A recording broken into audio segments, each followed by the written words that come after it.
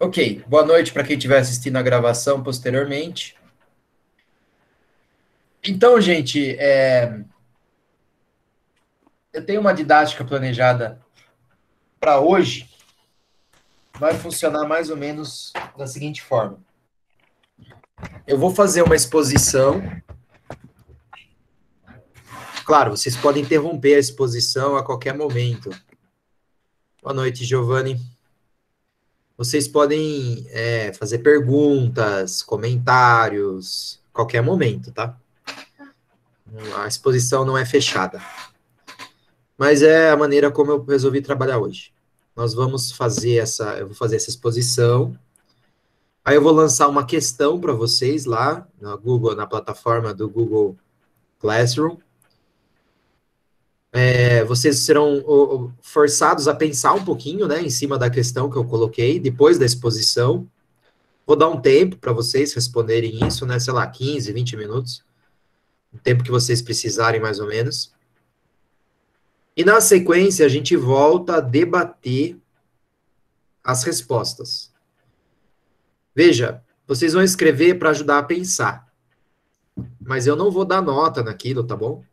Não é uma prova, não é um trabalho, não se preocupe com isso.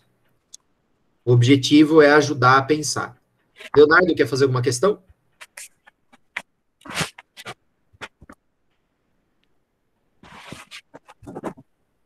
Acho que não. Acho que ele está muito bem. Então vamos lá. Vou apresentar a minha tela.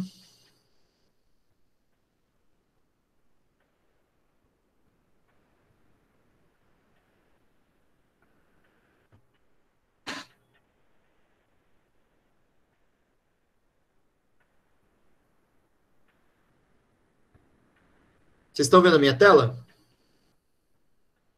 Sim, Rubens.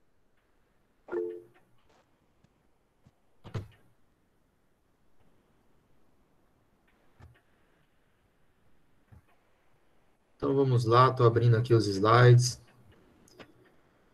O tema da aula de hoje, então, é este do título do slide: A vida como uma construção ética.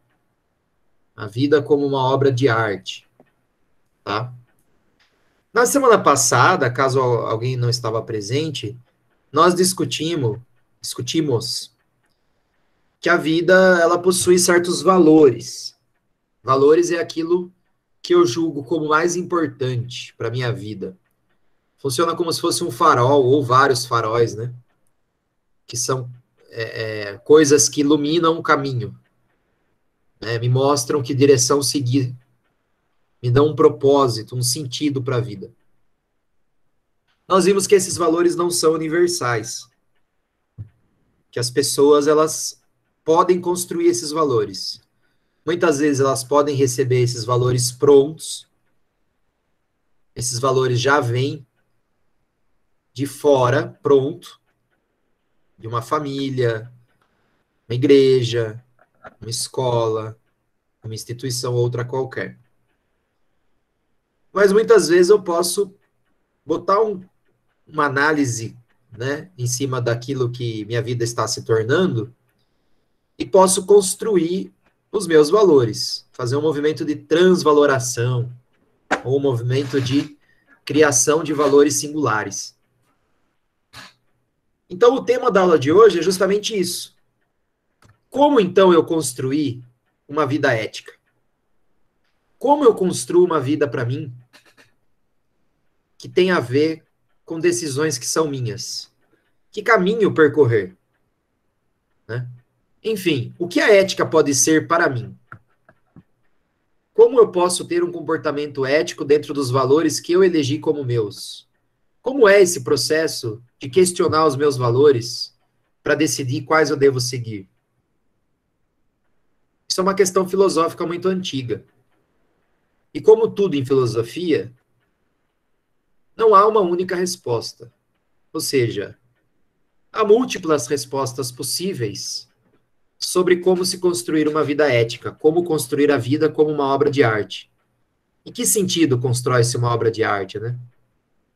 Como, por exemplo, uma pintura, que você tem um quadro em branco e você tem ali várias tintas e pincéis para você construir a sua obra. A vida seria mais ou menos isso. Você tem cada dia é uma página em branco que você pode dar as cores necessárias ou as cores possíveis, né? De acordo com as tintas que você tem na mão. Então, ao invés de você reclamar da falta de cores, o que é que você pinta com aquilo que você tem disponível? É uma questão interessante, né? E não há uma resposta única, isso tem que ficar claro. Ao longo da história filosófica, os diversos filósofos, desde os gregos mais antigos, eles dão respostas diferentes para isso. Então eu vou expor algumas práticas possíveis, não como um modelo para que nós copiemos, mas como ideias para alimentar as nossas próprias ideias. Alimento para o nosso pensamento. Comida para o nosso raciocínio. Então não é a ideia de copiarmos esses modelos como se fossem verdades absolutas, mas é a ideia de nos inspirarmos na história da filosofia, começando com os antigos, passando pelos medievais, chegando nos contemporâneos, nos modernos e nos contemporâneos, como uma forma de provocação, uma forma de eu colocar em análise aquilo que eu acredito ser a minha vida, a minha construção, os meus valores éticos. Um exercício que talvez alguns de vocês façam com frequência, mas que talvez alguns de vocês nunca tenham, de fato, realizado. E o quanto pode ser libertador fazer isso, né? Porque muitas vezes a gente vive como se estivesse preso, amarrado a certas verdades. Verdades que, com o mínimo de análise, elas caem como se fosse um castelo de areia. Porque não se sustentam. E aí você percebe que você tem sustentado certas coisas meramente pela comodidade, pelo costume, pela covardia, pelo comodismo, que são, bem ou mal, coisas que atravessam a todos, né? Afinal de contas, não é fácil construir alguma coisa do zero. Não é fácil você rever tudo aquilo que você já fez para tomar as decisões do que você vai continuar fazendo ou não. Isso não é ensinado, isso não é conversado, isso não é explicado, né? Para grande parte das pessoas, elas podem passar toda a vida sem esse tipo de provocação. Ao contrário, não nos faltam pessoas para dizer como as coisas devem ser, né? Não faltam pessoas para dizer como nós devemos viver a própria vida. Não faltam pessoas para julgar que certas coisas que nós fazemos não estão boas o suficiente, que nós deveríamos nos esforçar mais em certa direção, que nós deveríamos nos ajustar ao que se espera. Então é tanta gente dizendo como nós devemos ser, que às vezes a gente não para pensar o óbvio. E qual é o óbvio? O óbvio é que eu posso criar o que eu quero ser. Dentro de certos limites, claro, né? Se eu desejasse que ser o Homem-Aranha ou o Super-Homem, isso não vai acontecer só com a força do desejo. Entretanto, sem a força do desejo, nada acontece. Sem desejar querer ser algo, eu não me mexo. E aí, ao não me mexer, ao não colocar empenho, ao não me esforçar, eu sou um corpo jogado ao mar, né? As ondas vão me levando para lá e para cá. Um barco sem vela, que não busca direção alguma e não faz força de atingir objetivo nenhum. Então, dá trabalho. E dá medo. Mudar dá medo. Tomar outras decisões. Avisar as pessoas que agora você não é mais aquela pessoa. Romper com empregos, com relacionamentos, com hobbies, com vícios, com cotidianos. Não é tarefa realmente fácil. E pode ser muito, muito, muito amedrontadora. Mas é o preço que a vida cobra se você quiser construir uma obra de arte. O preço que a vida cobra para você viver a sua própria história é coragem e empenho, trabalho. Então a gente vai discutir um pouquinho sobre isso hoje. Mas alguns pontos têm que ficar claros. Pontos que nós já conversamos na aula passada, entretanto, se faz necessário aqui novas ressalvas. Quando a gente diz acerca de uma construção ética, nós não estamos falando de uma moral. Qual a diferença entre ética e moral mesmo? Moral é aquilo que é construído coletivamente. Assim nós definimos a partir da semana passada, quando nós vimos a ética, né, com o ethos de acento agudo, e não a ética, né, do acento circunflexo. Ou seja, aquilo que os meus hábitos, meu cotidiano, aquilo que as pessoas esperam enquanto um senso comum que eu realize na minha vida. Essa é uma moral. A moral ela não é ruim por si, ela é ruim na medida em que ela me impõe certos modos de existência que não passam pelo crivo da minha ética. Quando a moral me impõe certa forma de se vestir, de falar, de pensar, de agir, certas decisões, aí sim ela me priva do que eu realmente queria estar vivendo. Então a moral ela pode ser negativa nesse sentido, no seu sentido mais impositivo. Mas a moral por si está para além do bem e do mal. Ela é uma construção coletiva, contingencial, histórica, momentânea, transitória, impermanente. O que é uma moral hoje, amanhã deixa de ser. E nós temos inúmeros exemplos na cultura para deixar evidente o quanto a moral ela é transitória. Não importa o quanto grupos conservadores tentam conter a moral fechada num aspecto, né, específico. A história da humanidade está aí, para mostrar que o que é certo hoje muda com frequência para amanhã. Tentar conter as transformações da moral é igual tentar conter um grande bloco de gelo. Quanto mais você segura, querendo se apegar àquilo, mais você produz calor e mais rapidamente você produz degelo. E aí, essa moral que você tenta tanto conservar, ela vai escapando, né, como água, né, que vai, nesse processo de degelo, escorrendo pelos seus braços. Entretanto, esse processo do degelo, ele pode sim se torcer lento demais a ponto de conseguir oprimir certas pessoas. E você pode viver uma história triste na medida em que você passa tempos, dias, anos, muitas horas da sua vida se impedindo de ser outras coisas. Como um cavalo amarrado numa cadeira, né? Que desconhece a força que tem de romper com as amarras e se tornar outras coisas. Como eu disse, mudar demanda coragem, né? Pensar o campo ético também não é pensar uma teoria sem prática. Não é conversar sobre. Você pode falar sobre como seria linda uma vida enquanto produção artística na medida em que você tomasse outras decisões.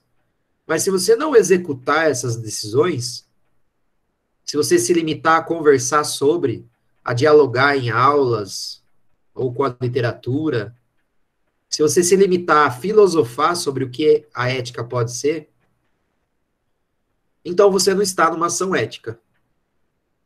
Você está numa teoria esvaziada. Uma conversa sem propósito. A discussão ética, ela é para ser vivida. O que você constrói como seu valor, ele é para ser perseguido, senão ele não é valor o suficiente. É uma rota traçada que passa por um processo de construção por pessoas que almejam chegar do outro lado. Pessoas que almejam atingir um outro local. E esse outro local é o quê? É um novo pensamento. É uma nova fé. É uma nova crença. É uma nova forma de pensar como as coisas devem ser. Pelo menos para você. Sem impor aos demais, né? A construção ética, ela também não se limita à religião. Ao contrário, a religião ela pode ser na medida em que a religião trabalha com doutrinas e com aspectos que são inquestionáveis, a religião ela pode se tornar uma moral religiosa, que também pode te impedir de tomar certas decisões. E aí não é ética, é moral. E as pessoas que não têm religião, tampouco elas deixam de permitir-se construir um processo ético. Isso é muito comum. Acreditarem que ateus, por exemplo, não são capazes de ser éticos, não são capazes de seguir um código, não são capazes do bem, de uma vida potente, de um contato amoroso, de a produção de um espaço afetuoso. Isso é, claro, um costume dos religiosos que impõe uma moral onde qualquer pessoa que escape dessa moral, automaticamente ela é pecaminosa, ela é o diabo. Então, se você acredita que não há construção ética fora da religião, é porque você é uma pessoa moralizada. E tá tudo bem, porque ao fazer isso, na maior parte das vezes você limita só a sua própria vida, né? A pessoa que se percebe livre, ela não vai se permitir censurar por qualquer moral, inclusive a religiosa. Agora, a religião também pode funcionar como um valor importante. Então, não se trata de uma crítica à religião ou da impossibilidade de construção ética a partir dos espaços religiosos. O próprio termo diz, religião é religar, religar a algo.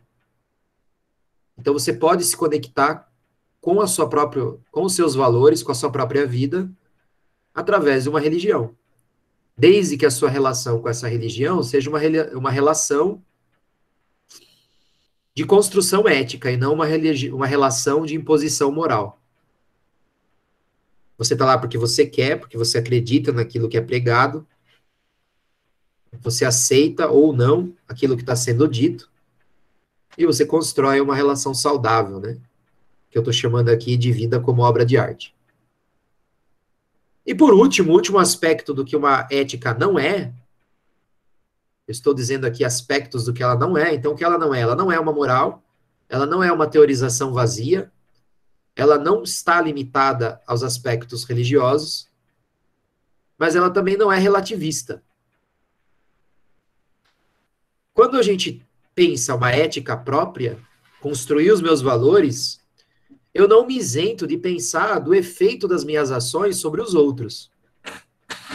Não se trata de ser uma pessoa agressiva, violenta, egocêntrica, dominadora e dizer que esta é a sua ética. Então, não é uma ética, é um egocentrismo. Porque as nossas ações, elas impactam outras pessoas inevitavelmente.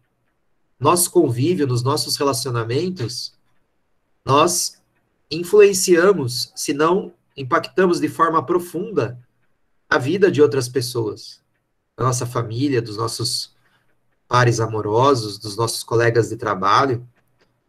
É uma relação constante de afetação.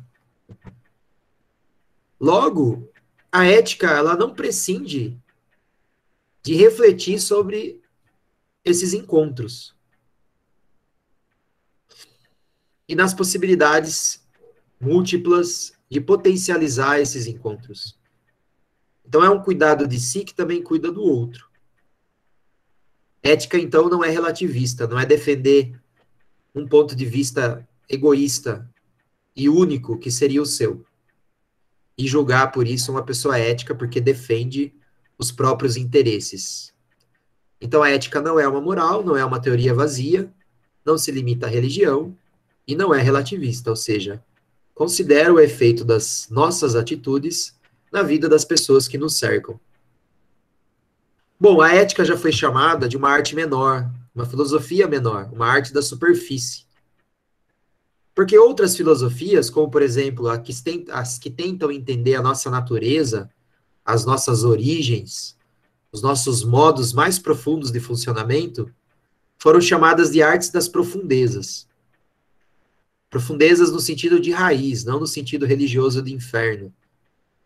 No sentido de lastro que nos trouxe até aqui. Há outras filosofias que elas vão questionar aquilo que está para além, um pós-vida, uma explicação transcendente, uma compreensão amplificada e ampliada, transcendental da existência. Então essa também já foi conhecida como a filosofia das alturas. O campo da ética, ele se encaixa então na superfície, entre a natureza e o céu, entre aquilo que nos trouxe até aqui e entre o local que nós poderemos ir um dia. É justamente no hoje, no cotidiano. Daí a ser considerado menor. Daí ser considerado superfície, terreno, espaço, local que habitamos. Como estamos habitando esses espaços? Como estamos vivendo as nossas vidas? Como estamos nos relacionando com as pessoas próximas de nós? Como estamos experimentando as possibilidades da nossa vida? Os meus gatos estão se matando aqui, vocês estão ouvindo, né? Acho que desistiram.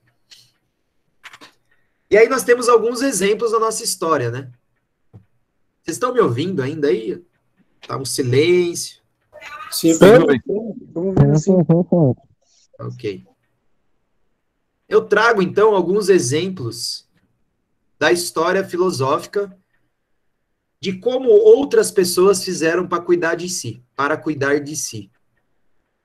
O que é esse cuidar de si, né? Que técnicas que elas usaram para se entender um pouquinho melhor? Porque pessoas inteligentes como eram, elas foram humildes o suficiente para perceber que a mera reflexão cotidiana é extremamente enganosa. Que o nosso cérebro não é tão poderoso assim para a gente achar que nós estamos no controle das nossas decisões o tempo todo. Então, eles reconhecem a necessidade de uma materialidade externa, de artifícios exteriores ao próprio pensamento, como uma forma do pensamento conseguir se olhar. Um recurso para potencializar a consciência da própria existência. Então, temos alguns exemplos aqui, né? A ironia socratiana, né? Socratense, sei lá. No sentido de partir do ponto que só sei que nada sei. Se nada sei, todos os conhecimentos que se colocam como verdade absoluta, do ponto de vista de segurança ilimitada, são pensamentos que merecem a ironia como resposta. Né? Aquele parto socrático de eliminação, né, dos excessos na produção da verdade. Qual é a verdade? Que eu não sei de nada. Quanto mais eu entendo dos assuntos, mais eu percebo que eu nada sei. Uma postura de humildade. Diógenes, por exemplo, ele tratava do humor para reforçar a sua postura cínica. Cínica não no sentido contemporâneo, que chegou agora, né, no senso comum, de uma pessoa que não merece consideração, que não dá valor para as relações. Esse é um sentido bem senso comum da contemporaneidade. O que nós estamos nos referindo aos cínicos enquanto escola ética da antiguidade é no sentido de abrir mão de todo e qualquer conforto material para experienciar uma vida ética. Qual ética? A ética de que as superficialidades da materialidade não podem enganar a busca da virtude. Essa figura à direita, aí, essa imagem à direita, ela mostra, por exemplo, Diógenes, que é um dos maiores cínicos, né, que existiu, e disse, esse retrato é um retrato, né, da modernidade, mas diz ele inspirado numa cena histórica onde Alexandre o grande imperador helenista, ele pergunta se ele pode, em grande admiração a Diógenes, ele pergunta se ele pode oferecer alguma coisa. No que Diógenes responde que ele pode sair da frente do sol. Né? Não me prive daquilo que você não pode me oferecer. Que é o calor do sol, ou seja, sai da porra da minha frente aí. Deixa eu tomar meu sol em paz, é só isso que eu quero. É um outro exemplo, né? Ah, eu estou dizendo para que vocês vão morar na rua, igual aquele filósofo de rua, Eduardo Marinho, que vocês abandonem a busca dos sonhos de vocês. Não, não estou dizendo nada disso. Estou mostrando como Diógenes fazia para buscar a construção de uma vida ética. Nós podemos pensar também na ataraxia dos estoicos, né?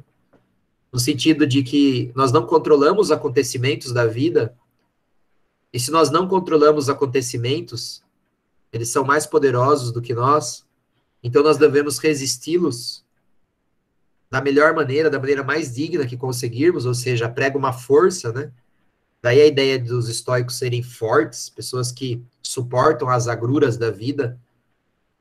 Nós temos os epicuristas com o prazer aqui, ao contrário do que muitos vão pensar, não é o prazer sensorial, não é o prazer da comida, o prazer do sexo, o prazer da diversão rasteira, não.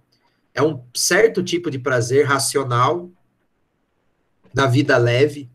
Então, é usar a filosofia e o conhecimento para dar leveza para a vida, sem sofrer, né? Fugindo do sofrimento. O sofrimento aqui seria justamente aqueles que advêm dos desejos mais sensíveis, né? Das coisas mais animalescas.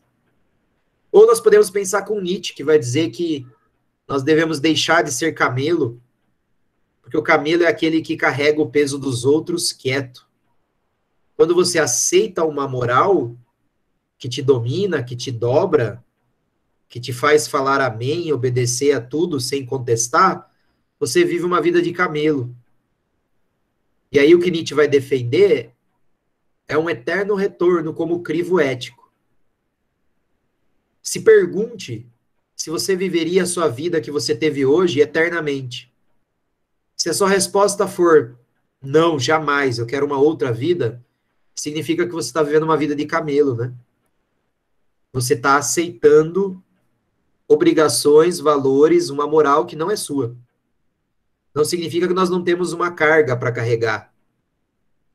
Mas aí você vai carregar a sua carga, né? Não a carga dos outros. Agora, se você olhar para a sua vida, para o seu dia de hoje, você falar, gostei do meu dia hoje, eu viveria novamente, eu viveria assim eternamente. Aí sim, você está vivendo a sua vida. Os valores que te interessam, os valores que te fazem bem, os valores que fazem sentido para o seu propósito. Mas para ter coragem de romper com os valores dos outros, precisa do leão. O leão, ele ruge, ele manda. Mas o leão não produz os próprios valores. Ele só nega os valores dos outros. E aí, o círculo se completa quando você aprende a viver como uma criança. Observe uma criança. Observe como uma criança sabe extrair diversão das menores coisas. Observe como uma criança sabe usar a imaginação para viver todas as suas potencialidades a qualquer momento, na fila do supermercado, na escola, na educação física, na aula de natação, na rua, andando para a rua, na hora de dormir, a hora que acorda. A criança não carrega o peso da vida, nem a moral de outras pessoas. Ela foge disso o quanto ela pode, né? A escola vai garantir que ou ela se ajusta à vida adulta de camelar, ou ela vai pagar alguns preços até ela conseguir se ajustar. Mas aí, quando você consegue dar a volta do camelo para o leão, do leão para a criança, aí sim você aprendeu a transvalorar valores que não são seus em seus. Essa é a dica nietzschiana para viver a vida. Foucault, mais recentemente, filósofo contemporâneo, foi estudar os antigos justamente para entender um pouquinho melhor sobre os exercícios espirituais. Exercício espiritual é justamente essa construção ética. Espírito aqui é aquilo que te anima. Nós não estamos aqui no campo da fé, nós estamos aqui no campo da filosofia. E ele vai defender, então, que ao resistirmos ao modo nietzschiano dos valores que não são nossos, nós podemos resistir a esses poderes produzindo uma estética da existência. Estética no sentido também filosófico de produção do belo, uma bela vida, uma vida bela. E aí ele vai observar como os gregos faziam isso também, né, os antigos. E ele descobre algumas técnicas. Quais são elas? o cuidado de si, a partir da escrita, cuidado de si é esse exercício espiritual, não é no sentido contemporâneo, que é muito mais moralizado, no sentido de fazer academia, ficar com barriga tanquinho, bumbum na nuca, bíceps de 40 centímetros, botar botox, fazer plástica, silicone. Não é disso que nós tomar bomba, não é disso que nós estamos falando. Não é esse cuidado de si. Porque esse cuidado de si é uma espécie de imposição, né? Uma sociedade onde é feio envelhecer. O velho não é belo. Se você, o bonito é ser magro, ser forte, etc, né? Se você concorda com essa maneira de enxergar o que é belo no hoje, é porque você está moralizado, né? Sem construir os seus próprios valores do que é belo.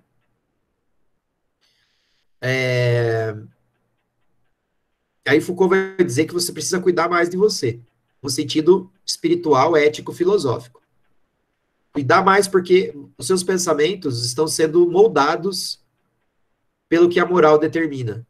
Moral do nosso tempo, moral da nossa cultura, moral da nossa região, da nossa religião, da nossa família, da nossa faculdade, dos seus amigos, etc.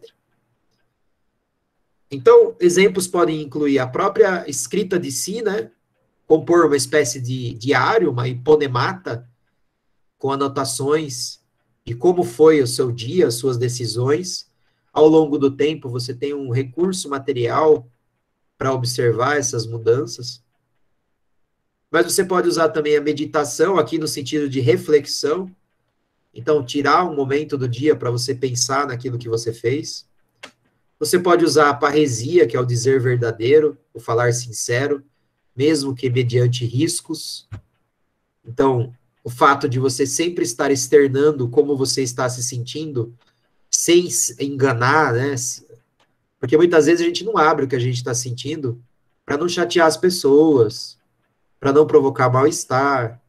E com isso, muitas vezes, nós vivemos mentiras, né? Nós vamos ali vivendo uma vida que não é a que nós queríamos viver, para não correr o risco de chatear, magoar, irritar pessoas que podem não conviver bem com a nossa verdade. Então, o parresiasta é aquele que vai dizer assim, eu vou viver minha verdade, independente se isso agrade ou não outras pessoas. É uma maneira de você cuidar do seu espírito, da sua ética, da sua construção de vida. E também a maestria. A maestria seria o quê? Você eleger uma pessoa que você confia para você conversar sobre a sua vida, um confidente. De preferência, alguém mais velho, mais experiente, mas, em suma, alguém que você confie. Alguém que não vá mentir, né? Baseado em outros interesses. Mas para quê? Para você copiar tudo que essa pessoa disser? Para você aceitar ela, o que ela afirma, como uma verdade absoluta, como uma receita a ser seguida? Não. É para você ouvir uma voz de fora, uma espécie de espelho, para que aí você possa voltar na sua construção ética. É alguém que você confie, que vai te falar a verdade, mesmo que essa verdade você não queira ouvir, para que você consiga refletir sobre as suas próprias decisões. Essa seria a maestria. E aí a própria religião, né? Como eu disse lá acima, a iluminação budista, né? A busca do não eu a partir do conceito de vazio, ou seja, não me identificar com os sentimentos que são projetados pelo meu contato com as coisas. Pode ser um guia, né? Pode ser a filosofia religiosa pode ser um guia espiritual também. Né? Tem que tomar cuidado para não ser moralizado, né? Para você não ser para não te impuserem coisas a partir de uma posição de autoridade dentro de uma instituição religiosa. Mas as religiões comportam em si princípios que podem ser valiosos na construção ética. O amor cristão também pode ser muito interessante, né? Como viver uma vida onde o bem-estar do outro, do próximo, do meu irmão, da minha irmã, é mais importante do que o meu próprio. É uma maneira de viver a vida bem franciscana, por exemplo, né? Bem cristã. Não sei como algumas pessoas conseguem conectar essa ética cristã com armas, com preconceitos de todo tipo, né? É fazer um malabarismo forte aí. Mas o ensinamento cristão é esse, né? Amar o próximo como a ti mesmo. Será que é possível esse tipo de vida? É bem difícil, né? Mas pode funcionar como um guia espiritual. Ou, por exemplo, a luta contra o ego, né? Naquele épico, eu não sei se é hinduísta ou se é bramânico, qual a diferença entre eles aí, me falta conhecimento nessa área. Eu tenho lido algumas coisas recentemente, mas muito pouco. Mas tem um trecho de uma epopeia épica, né? Chamado Bhagavad Gita, que vai nos ensinar a luta contra o próprio ego, né? Para tentar transformar o ego num servo em favor de um propósito maior.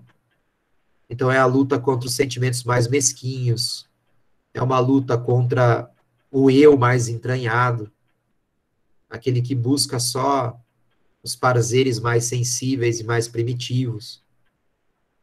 Também pode ser uma construção ética.